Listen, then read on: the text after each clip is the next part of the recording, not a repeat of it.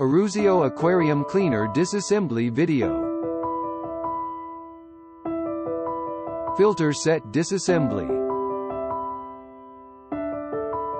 When disassembling the cleaner set, it's structured to be disassembled by bending and pulling each part alternatively, akin to cutting branches. The IRUZIO Aquarium Cleaner is made of sand and polycarbonate materials, ensuring durability and resistance to breakage. Pipe set disassembly. The pipe set consists of 2 pipes and a pipe connector. This set serves as the size reference for the IRUZIO Aquarium Cleaner.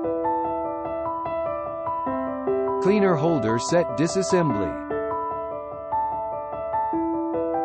Between the cleaner holder and its cap, there's a small groove that accommodates fingernails. Insert your fingernail into the groove and twist to disassemble. The beginning of smart fishkeeping. IRUZIO.